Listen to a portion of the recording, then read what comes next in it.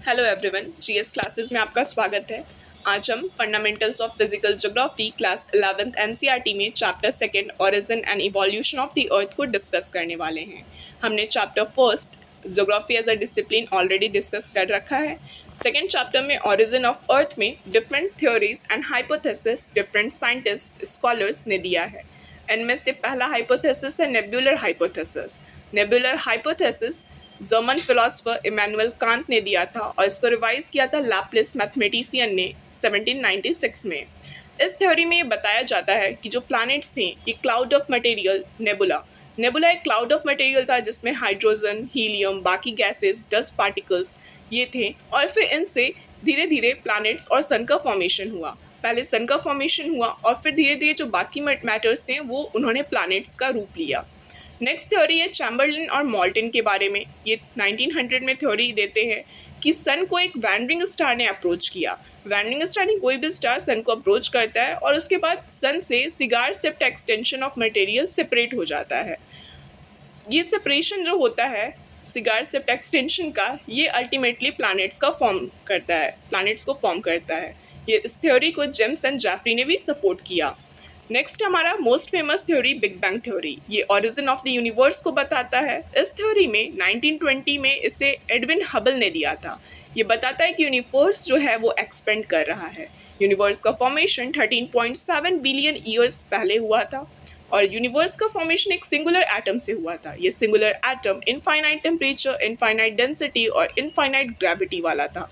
ये singular atom का explosion होता है और उस एक्सप्लोजन से एक ह्यूज एक्सपेंशन होता है। उस एक्सपेंशन में कुछ एनर्जी मैटर के फॉर्म में कन्वर्ट हो जाते हैं और वही धीरे धीरे गैलेक्सी, सोलर सिस्टम्स इन सब का फॉर्मेशन करते हैं। नेक्स्ट हमारा थ्योरी होयले थ्योरी के बारे में है। होयले थ्योरी स्टेडी स्टेट को बताता है। ये बिग बैंग से ऑपोजिट ये मानता है कि यूनिवर्स जो है वो उसका कोई एक्सपेंशन नहीं हो रहा है, वो मोर और लेस जैसे पहले था अपने ओरिजिन के टाइम में वैसे ही आज प्रेजेंट फॉर्म में है। ज़्यादा कन्विंसिंग थ्योरी इन दोनों में बिग बैंग थ्योरी को माना जाता है। नेक्स्ट है हमारा स्टार फॉर्मेशन। स्टार फॉर्मेशन कैसे होता है? इसमें बताया जाता है कि जो डेंसिटी डिफरेंस है, डिफरेंट मैटर्स में डिफरेंट डेंसिटी होती है और उसका जो डिफरेंस है वो ग्रेविटेशनल फोर्स को क्रिएट करता है। ये जो ग्रेविटेशनल फोर्स होता है ये डिफरेंट मैटर्स को साथ लाने का काम करता है और ये डिफरेंट मैटर्स जो साथ आते हैं वो अल्टीमेटली गैलेक्सी का फॉर्मेशन करते हैं। गैलेक्सी जिसमें लार्ज नंबर ऑफ स्टार्स होते हैं जिनके अपने सोलर सिस्टम्स होते हैं और उनमें प्लैनेट्स होते हैं। इन गैलेक्सीज के बीच में जो डिस्टेंस होता है उसको लाइट ईयर में मेज़र करते हैं। ये जो लाइट ईयर मेज़रमेंट है ये डिस्टेंस का है, ना कि टाइम का। ये एक इम्पॉर्टेंट पॉइंट है जो बहुत सारे एग्जाम्स में पूछते हैं। लाइट ईयर का जो डिस्टेंस को ट्रैवल हम लाइट ईयर में करते हैं, अगर हम सन और अर्थ के बीच का डिस्टेंस देखेंगे तो वो 8.311 मिनट्स आता है। आप ये थोड़ी हैरानी वाली बात है कि ये 8.311 मिनट्स कैसे आता है, तो इसको मैंने बताने की कोशिश की है यहाँ पे। हालांकि ये थोड़ा कॉम्प्लिकेटेड है और ये बहुत इम्पॉर्टेंट भी नहीं है, लेकिन क्योंकि ये थोड़ा इंटरेस्टिंग फैक्ट है इसलिए इसको जान सकते हैं हम कि अर्थ का जो लाइट का स्पीड है वो 3 लाख किलोमीटर पर सेकेंड है। अब 1 ईयर में वो कितना डिस्टेंस ट्रैवल करेगा इस स्पीड से, तो वो 9.461 इंटू 10⁻12 किलोमीटर डिस्टेंस ट्रैवल कर सकता है 1 ईयर में। अब सन और अर्थ के बीच का डिस्टेंस है 14,95,98,000 किलोमीटर। अब ये डिस्टेंस जो वो 1 ईयर में लाइट डिस्टेंस ट्रैवल करता है उससे काफ़ी कम है, इसलिए लाइट को ये डिस्टेंस ट्रैवल करने में 8.311 मिनट्स लगेगा। ये एनसीईआरटी में दिया हुआ है इसलिए मैंने इसको थोड़ा सा डिस्क्राइब किया। इसके बाद है formation of Galaxy. Formation of Galaxy कैसे होता है?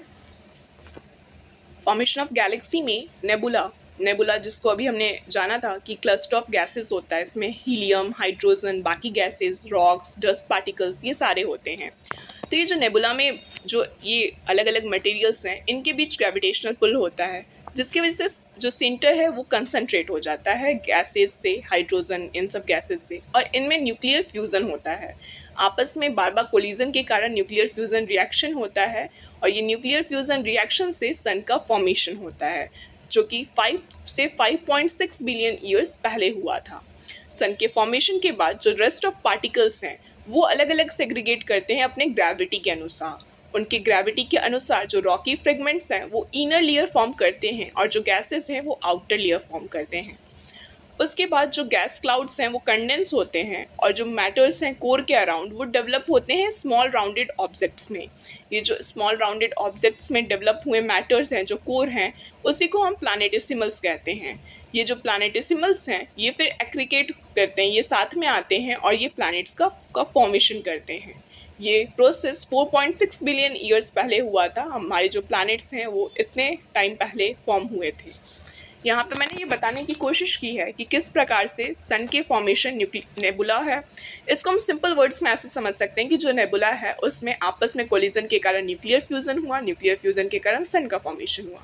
सन के फॉर्मेशन के बाद जो बाकी मटेरियल्स बचे थे वो भी आपस में कहीं ना कहीं सेग्रीगेट किए और वो ऐसे डिफरेंट मासेस में साथ में आए। ये जो मासेस साथ में आए फिर ये एमॉर्फस से प्लस सेमी सॉलिड का फॉर्मेशन करते हैं। ये सेमी सॉलिड जो है ये स्पिन करना शुरू करता है और इसके स्पिन करने से एक डेफिनेट शेप मिलता है, ये डिस्क शेप मिलता है और फिर ये प्लैनेट का फॉर्मेशन होता है। तो इस तरह से हमने जाना। ये न्यूक्लियर फ्यूज़न के बारे में भी हम जानते हैं कि जो न्यूक्लियर फ्यूज़न हुआ वो हाइड्रोजन, उसके आइसोटोप्स हैं ड्यूट्रियम और ट्राइट्रियम। जो ड्यूट्रियम और ट्राइट्रियम हैं ये आपस में जब मिलते हैं, टेम्परेचर हाई होता है तो ये हीलियम और उसके साथ इनॉर्मस अमाउंट ऑफ एनर्जी को फॉर्म करते हैं। ये न्यूक्लियर फ्यूज़न था और अब प्लैनेट्स का फॉर्मेशन हो चुका। अब सोलर सिस्टम की बात करते हैं। सोलर सिस्टम जिसमें टोटल 8 प्लैनेट्स हैं, जिसके फर्स्ट 4 प्लैनेट्स इनर प्लैनेट्स हैं जिनको टेरेस्ट्रियल प्लैनेट्स भी कहते हैं। इनमें हाई डेंसिटीज़ होता है, इसको अर्थ लाइक प्लैनेट्स भी कहते हैं। और जो बाकी 4 हैं जो सन से दूर हैं उनको जोवियन या गैस प्लैनेट्स कहते हैं। इनको जुपिटर लाइक प्लैनेट्स भी कहते हैं।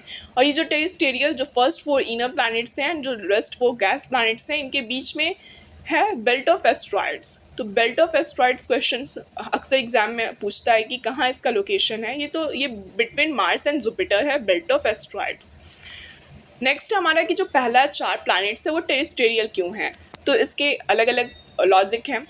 एक है कि close vicinity of parent star. Parent star कौन है, तो हमारे सोलर सिस्टम में पेरेंट स्टार सन है।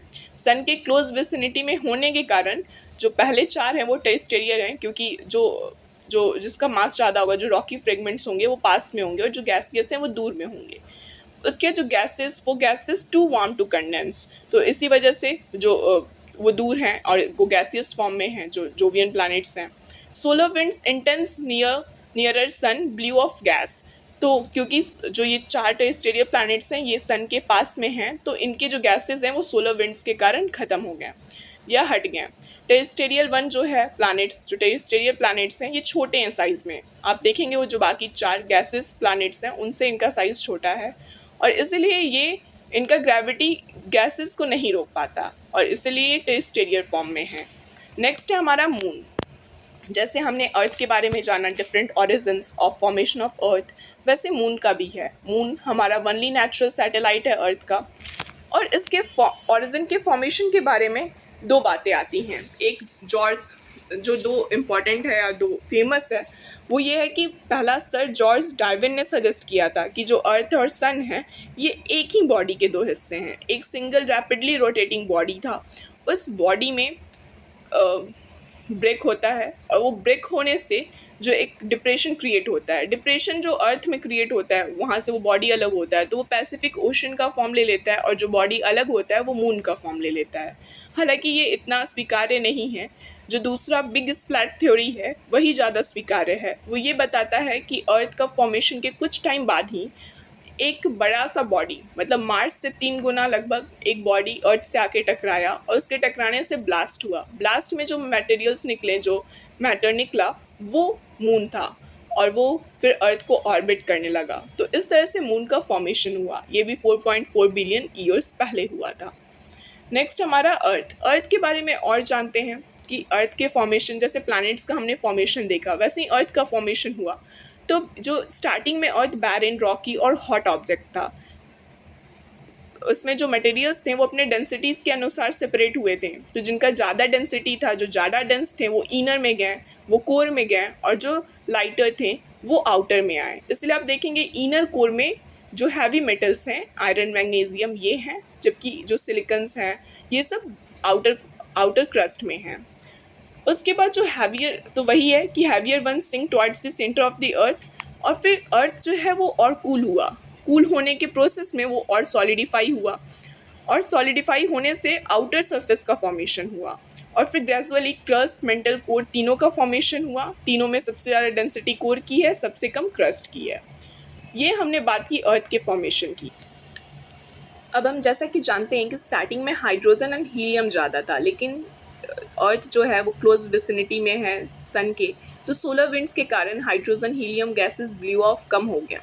उसके बाद जब ज़्यादा कूल हुआ तो गैस और वाटर वेपर रिलीज़ हुए बेस से, क्योंकि अंदर में फिर जो मॉल्टन स्टेट में अर्थ के कोर में मैटर्स है, तो उनसे गैसेस और वाटर वेपर्स रिलीज़ हुए, और उन्होंने आज जो अभी प्रेजेंट एटमॉस्फेयर है उनका बेस का फॉर्मेशन हुआ।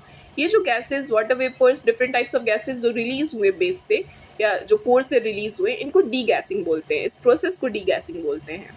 फिर अर्थ और फर्दर कूलिंग हुआ। अर्थ में फर्दर कूलिंग के कारण और कंडेंस हुआ वाटर वेपर्स और ज़्यादा रेनफॉल हुआ।